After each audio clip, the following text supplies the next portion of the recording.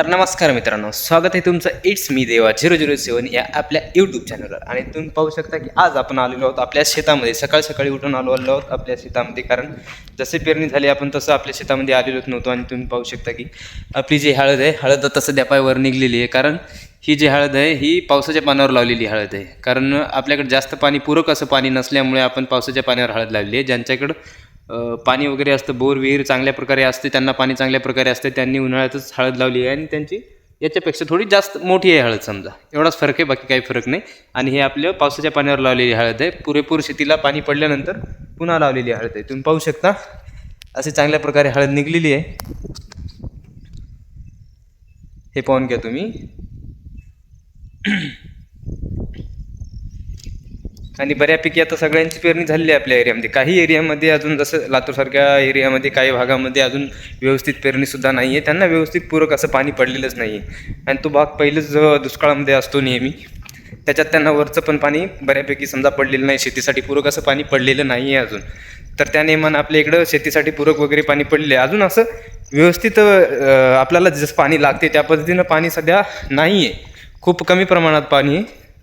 पण आपल्या पिकासाठी वगैरे पूरक सध्या पाणी पडत आहे. पण त्याच्यानंतर जे आपल्याला पाणी आवश्यक असतं नंतर, अशा पद्धतीचं भरपूर असं पाणी पडलेलं नाही, जमिनीमध्ये अजून पाणी मुरलेलं नाही.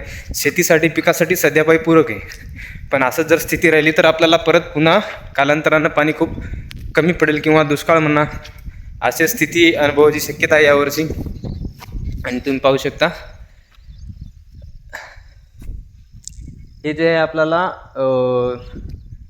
आपल्या एरियामध्ये इकडं घाट आहे. या साईडनं हे जे तुम्हाला झाडी दिसते, कठडा दिसते, या साईडनं घाट आहे. या घाटाच्या साईडनं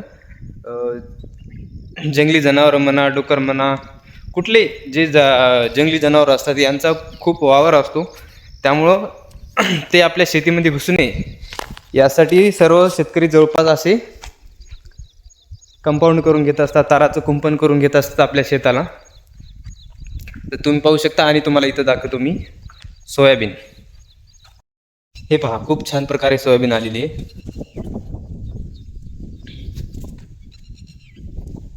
आता तुम्ही पाहू शकता, कारण या पिकाला पूरक असं पाणी पडत आहे. पिकाला पूरक असं पाणी पडत आहे. पुन्हा आपल्यासाठी जीवनासाठी पूरक असं पाणी सध्या पडलेलं नाही, पण पिकासाठी तात्पुरतं ठीक आहे. पण त्याच्यानंतर तुम्ही दुष्काळ वगैरे अनुभवाची शक्यता असते. आणि ही आहे बघा आपली सोयाबीन. तर त्या नेमानं ठीक आहे, बरं आहे, सध्या आहे बॅलन्समध्ये. तर याला पूरक असं काही खत पाणी फवारणी वगैरे मिळत राहिलं तर हे पण खूप छान येईल, असं का वाईट नाही आहे. आणि तुम्ही पाहू शकता याला बहुतेक अळी वगैरे लागलेली आहे. आणि याच्यावर फवारणी सध्या केलेली आहे. तो देईल काही पाहिजे रिझल्ट थोड्या वेळानं, म्हटलं तर काही दिवसांनी. आणि तुम्ही पाहू शकता की मस्त ना, हे झाड पहा तुम्ही. हे झाड एक खूप जुनं झाड आहे. हे आमच्या आठवणीतलं झाड आहे. याच्यावर आम्ही खेळायचो म्हणजे काय सांगा तुम्हाला, या झाडावर जाऊन नेहमी बसायचो. दुपारच्या पारी आई आम्हाला ओरडायची, पण आम्ही झाडावर बसून राहायचो, डाब खेळायचो, याच्या लिंबोळ्या खायचो. अशा बऱ्याच काही गोष्टी या झाडाशी निगडीत आहेत. आणि उन्हाच्या पारी हे एवढं सावली देणारं, मनाला विसावा देणारं झाड आहे उन्हाळ्याच्या दिवसामध्ये. आणि हे आपल्या मोठ्या काकाची शेती आहे. तुम्ही पाहू शकता अशा प्रकारे निंदन वगैरे झालेलं आहे रानामध्ये, तर त्यांनी ठेवलेलं नाही. मस्त असं आपण इथं निवांतपैकी एक झोप काढू शकतो, अशा पदार्थ एकदम स्वच्छ असं रान त्यांनी केलेलं आहे. आणि इकडं आपली बहुतेक अजून सोयाबीन आहे. आपली इकडली सोयाबीन दाखवतो तुम्हाला.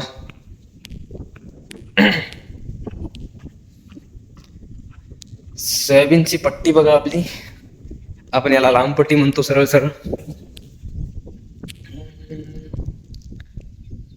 मस्त सकाळ सकाळी हिरवगार वारं, हिरवगार रान आहे, हवा सुटलेली आहे, मस्त हिरव कसं रान डोलताना दिसत आहे. तुम्ही पाहू शकता. हे पहा, खुश आहे सध्या. वरून पाऊस चालू आहे, रिमझिम रिमझिम रिमझिम पाऊस चालू आहे. थंडगार वारं सुटलेलं आहे सकाळ सकाळी, त्यात मस्त आपलं सोयाबीन डोलत आहे.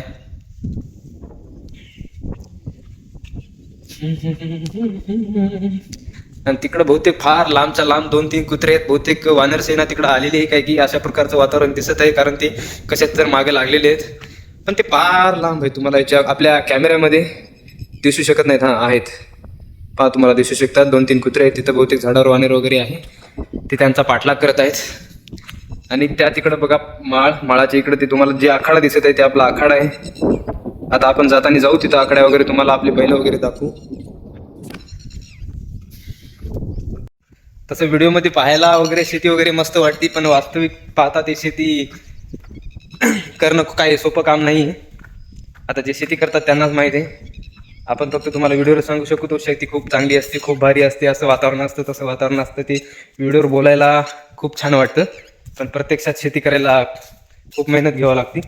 सालभर या पिकाला जपावं लागतं. त्याच्यात भाव व्यवस्थित भेटला तर ठीक, नाही भेटला तर आपल्या मेहनतीची माती होत असते. हे पहा सोयाबीन आपलं इकडं छोटंसं रान आहे, इथं पण सोयाबीन आहे. आपण सकाळी टायमातला टाइम काढून शेताकडे आलो. हे आपल्या शेजाऱ्यांची सोयाबीन आहे, हे पण मस्त आलेली आहे. चला आता आपण आपल्या आखाड्याकडे जाऊ आणि तिथून आपण जाऊ घराकडे, कारण आपल्याला आता जायचा टाइम झालाय. 7:10 झाले सध्या सकाळची. तर आपल्याला तिथून पुन्हा घरून तामसाला पण जावं लागतं. अशा काही बऱ्याच गोष्टी आहेत, त्यामुळे आपण खूप सकाळी उठून शेताकडे आलेलो आहोत, कारण बरेच दिवस झाला आपण चक्कर टाकली नव्हती शेताकडे. हे आमची एक छोटीशी नदी आहे. कोणती भागा म्हणावं याला, कारण चंद्रभागा तिकडे आहे. गंगा यमुना, कारण याला जरी पूर आला तरी आम्हाला ओलांडायला खूप त्रास जाते. एकदमच मोठा पाऊस झाला तर आपल्या नदीनं खूप पाणी वाहते इथून, मग इथून आपल्याला नदी क्रॉस करायला खूप कठीण जाते. सरकारकडे डिमांड केली होती आपण इथं उड्डाणपुलाची, ते काय मागणी अजून पूर्ण झालेली नाहीत. ज्यावेळेस होतील त्यावेळेस खूप चांगलं होईल आपल्यासाठी. आणि हा एरिया आहे आपला गुरंढोरं चारायचा. यानं मस्त चारा वगैरे होते, कारण आपण तर गवत खाऊ शकत नाही, म्हणतर त्याला आपल्या जनावराला तर गवत लागते, चारा लागतो. त्यामुळे हे एरिया आहे मस्त चारण्यासाठी. आणि इथं आपला घाट आहे, हा घाटाचा एरिया आहे. एरिया म्हणजे सुरुवात आहे, घाट बाकी पूर्ण पलीकडे आहे. आणि तुम्हाला बहुतेक थांबा, त्या झाडामधून तुम्हाला निलगिरीचे झाड वगैरे दिसतील नाही दिसतील.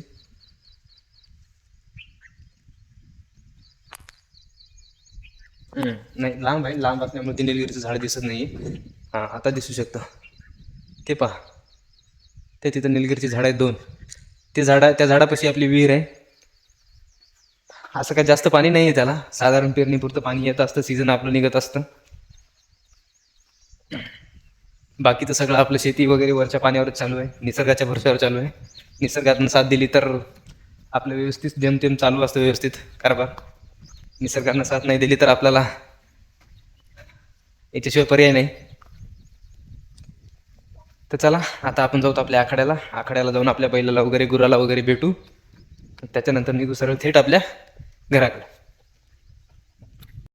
आणि आता तुम्ही पाहू शकता आपण आपल्या आखाड्याच्या जवळ आले आहोत, आणि 2 कार्यकर्ते इथं मस्त किड्यावर डाका टाकून बसली होती, की कशावर डाका टाकू लागली काय माहीत नाही. मस्त सकाळी आपल्या सोयाबीनमध्ये काय तर त्याच्या नाश्ता पाण्याची सोय हुडकत होते ते. आणि तुम्ही पाहू शकता इथं आपल्या मामाश्रीनं बेडवर कापूस लावलेला आहे, का तर चिबडं रान असल्यामुळं ते कापसाला उठ बसत नसते, इथं पाणी साचत असते वगैरे जास्त पाणी झाल्यानंतर. त्यामुळं अशी पद्धती, एक नवीन पद्धती आता उदयास आलेली आहे शेतकऱ्याची. आणि तुम्ही पाहू शकता कार्यकर्ते नाराज झाले आपल्या गोष्टीवरून आणि उडून गेले, आणि बहुतेक ते दुसऱ्या एरियामध्ये शिफ्ट होतील. तर त्यांना काय वाटलं की आपल्या बोलण्याचा राग आला काय माहीत नाही, उडून गेले बिचारे. आता आपल्याला तर किडे खायला आपण त्याच्यावर बंदी घातली नव्हती, कारण आपण तर काय किडे खाऊ शकत नाही. बिचाऱ्याला खा म्हणलो होतो, पण बिचाऱ्याला राग आला बहुतेक. आणि हे आपलं ठिबक असं मस्त वर लटकून ठेवलेलं आहे. आणि हा आहे आपला कापूस. या रानामध्ये गेल्या वर्षी हळद होती, आणि आपल्या पप्पानं इथं पिंकर वगैरे लावून ठेवलेत. जेव्हा पाणी पडत नव्हतं तेव्हा थोडं पिंकर लावून भिजलेलं रान आहे. आणि राहिलेली काही कोमं वगैरे हळदीची याच्यामध्ये जुने कोमं निघलेले आहेत. आता ते काढायला गेलं तर खूप छोटे कोंबं असतात, पण त्यालाच ते पान वगैरे फुटलेले असतात. आपल्याला वाटतं मोठं कोंब आहे, काही प्रमाणात असतातही मोठे राहिलेले विसरून. पण बारीक जरी मणी असेल त्यालासुद्धा कोंब फुटून ते वर निघत असतं.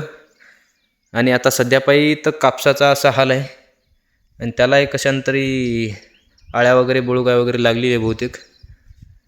पण सध्या पायी छान आहे. पुढचं पुढे बघू आपल्या नशिबावर. आणि आपले महाराज मस्त सकाळ सकाळचं नाश्ता मारून राईटपैकी बसलेले आहे तिथं. आणि हे आपलं जांबाचं झाड आणि इथे एक आंब्याचं झाड. ह्या जांबाच्या झाडाची कहाणी तर तुम्हाला माहीत नाही, मी सांगतो. हे खूप छोटं जांबाचं झाड होतं. अरे हो, याला तर मस्त जांब वगैरे लागलेले आहेत. हा हा हा, नंबर 1. हे जांबाचं झाड खूप छोटं होतं आणि हे आहे इथं खडकाळ रान आहे. खडकाळ रान असल्यामुळे याच्या मुळ्या फार खाली जाऊ शकत नाहीत. हे मोठमोठ्या वाऱ्यानं सुद्धा लवंडून झाड पडू शकते, अशा पद्धतीचं झाड होतं. त्याला इकडून तिकडून आपल्या वडिलांनी वगैरे भावानं वगैरे लाकडं लावलेले आहेत सपोर्टसाठी. कारण जास्त जर वारा आला तर हे झाड पडू शकतं, उकळून निघू शकतं. कारण खाली पूर्ण खडकच आहे, जास्त खाली मुळ्या याचे जात नाहीत. पण खडकाळ असल्यामुळे इथं पाणी वगैरे जास्त साचून राहू शकत नाही. त्यामुळं याला उन्हाळ्यामध्ये ज्यावेळेस इथं टाकी वगैरे नव्हती, पाण्याची वगैरे सोय नव्हती, तर दुरून भांड्यानं पाणी आणून टाकून इथं या झाडाला वाचलेले आहेत. या झाडाच्या वाचण्याच्या मागं खूप मोठी कहाणी आहे. आणि आपले राजा महाराज मस्त इथं बसलेले आहेत, तुम्ही पाहू शकता. त्यांचा सकाळ सकाळचा नाश्ता चालले आहेत, कारण आपले सकाळी वडील येत असतात शेताकडं आणि यांना बाहेर काढून कुटार वगैरे म्हणा त्यांना खायला खाद्य वगैरे टाकून जात असतात. भाऊ मस्त जेवण वगैरे करून राईटपैकी बसलेले आहेत. आता बघूत आपली ओळख आहे की नाही की, कारण खूप दिवस झालं भाऊला आपण भेटलो नाही. बहुतेक भाऊ आपल्याकडे नाराज आहेत. म्हणत असते 4 दिवसामध्ये येते, उगा एका दिवशी 4 गोष्टी लावून जाते. आता दररोज सांभाळायचं आपण येऊ शकत नाही भाऊला. तरी ठीक आहे, भाऊ आपल्याला रागावत नाही, समजून घेते आपल्या भाऊना. हा भाऊ म्हणलं तर आपल्या भाऊना जास्त समजून घेत नाही, याच्या संग आपला काय जास्त जिव्हाळा नाही. भाऊ आधीच दूर होती. अहो, उठायच्या तयारीत आहे. मी जवळ हात नेलं तरी उठायच्या तयारीत. भाऊतून आपलं जास्त काय पटत नाही. तर चला, आता झाली वेळ आपली घराकडे निघण्याची. हा आपला आखाडा आहे. खूप दिवसानंतर शेताकडे आलो, खूप छान वाटलं. तुम्हाला कसं वाटलं काय माहिती, तुम्ही आपल्या कमेंटमध्ये सांगू शकता. कसं वाटलं, शेती कशी असते, शेतकऱ्याची हालत काय असते, तुम्ही सांगू शकता. जर तुम्हाला आपला सकाळ सकाळचा ब्लॉग आवडला असेल तर आपल्या व्हिडिओला लाईक करा, शेअर करा. आणि तुम्ही सबस्क्राईब करत नाही, का करत नाही माहीत नाही. का तुम्हाला का पैसे लागत नाही, टॅक्स कटत नाही तुमचा, का इन्कम टॅक्सची रेट पडत नाही तुमच्यावर. सबस्क्राईब करून सपोर्ट करायला काय जातं तुमचं. सकाळी 6 वाजता उठून तुमच्यासाठी व्हिडिओ बनवत असतो आपण. सगळ्या गोष्टी टायमातला टाईम मॅनेज करून एक व्हिडिओ बनवत असतो. पण तुम्ही काही नाही करू शकत, तर आपल्याला सबस्क्राईब करून सपोर्ट तर करू शकता. सपोर्ट करायला तुम्हाला तेवढं जड जात नाही, कारण ते 4 क्विंटलाचं गटोडं उचलण्याचं काम नाही. फक्त एक बटन दाबायचं असतं आणि त्याच्या नोटिफिकेशनला असं ऑन करून ठेवायचं असतं. कारण त्याच्यानंतर आपण जर नेक्स्ट व्हिडिओ टाकला तर लगेच तुम्हाला त्याची अपडेट येत असते, नोटिफिकेशन येत असते. एवढं अवघड काम नाही. आता जवळपास मी सांगतो तुम्हाला, आपल्या स्वतःच्या संपर्कामध्ये जवळपास 2000 ते 3000 जण असतील, ज्यांच्याकडे मोबाईल आहे, अँड्रॉइड मोबाईल आहे. त्यांना आपण ओरडू सांगत असतो, शेअर करा, लाईक करा, सबस्क्राईब करा. तरी आपले सध्या 300च्या वरच सबस्क्रायबर आहेत. अजून 1000 कंप्लीट झाले नाहीत. म्हणजे तुम्ही समजू शकता. कारण आपली माणसं आपल्याला सपोर्ट करत नसतात, परके लोक आपल्याला सपोर्ट करत असतात. हां, काही मोजके असतात जे की आपले पण सपोर्ट करत असतात, नेहमी सपोर्टमध्ये असतात. तर एवढंच सगळ्यांना आपल्याला रिक्वेस्ट आहे, जर तुम्ही एखादी गोष्ट बनवत असाल, करत असाल, एखादी कोणी जर चांगली गोष्ट करत असेल तर त्याला सपोर्ट करणं आपलं काम असतं. तर मला वाटतं की बा सपोर्ट करणं एवढं तर काही अवघड काम नाही. तुम्हाला काही एखाद्या प्रोटेस्टमध्ये जाऊन तिथं आपल्यासाठी इथं त्याच्यासमोर बसायचं नाही. लाईक करा, शेअर करा, सबस्क्राईब करा. आणि हो, जेवढं होईल तेवढं मित्रांना शेअर करत चला. आणि आपल्या व्हिडिओच्या खाली कमेंटमध्ये तुम्ही आपल्याला कमेंट करायला विसरू नका. तुम्हाला कसा वाटला ब्लॉग, कशा पद्धतीचे ब्लॉग आपण पुढचे बनवले पाहिजे, तुम्हाला ब्लॉगमध्ये काय चेंजेस पाहिजेत, काय हवं आहे नवीन, किंवा तुमची काय अपेक्षा आहे, आपण कशा प्रकारचे ब्लॉग बनवले पाहिजे.